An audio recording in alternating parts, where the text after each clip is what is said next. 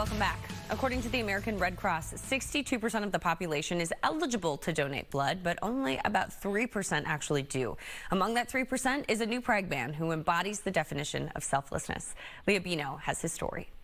Yeah, I enjoy just sitting here and relaxing. It's just kind of our little sanctuary out here. A lifetime of keeping busy, especially in their gardens, Jean and Dave Stika rarely sit still, with one exception. Since before they were married 44 years ago, date nights giving blood became the new Prague couple's decades-long tradition.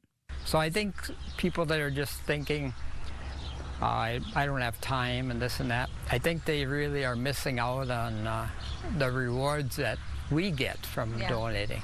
Givers to their cores, they used to donate blood several times a year. At one point, they also both gave kidneys to total strangers, plus somewhere along the way transitioned to donating platelets instead of full blood donations. And these people are like family. We see them often. Platelets within blood play a critical role in the treatment of millions of Americans fighting cancer, other chronic diseases, as well as recovering from traumatic brain injuries. And with a shelf life of just 5 days, these donors are constantly in demand. It's hard to get donors to do it because of the time commitment. And a lot of people they donate blood because they know about it. A lot of people don't know about donating platelets.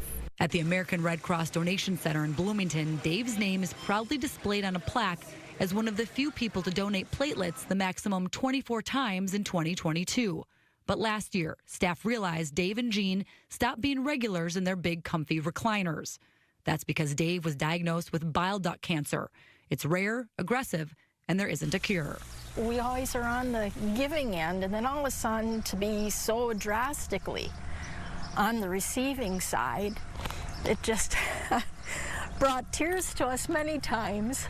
Currently, Dave is receiving treatment to keep the cancer at bay, but one of his very first selfless realizations was that he's no longer able to donate platelets. So I thought, well, God blessed me with this, so I'm going to share it. So then when, then it just, the world kind of crashes down for different reasons, but that was a big part. When I found out I won't be able to donate anymore. Want it up or down? Up a little, okay, so.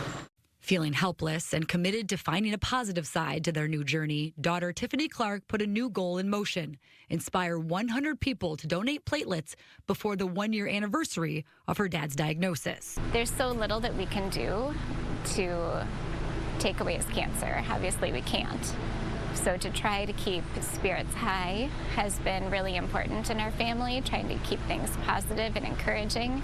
Tiffany, other family members, friends, one after another, recently met the goal, becoming Dave's 100 donors. I would just plead to people to try it,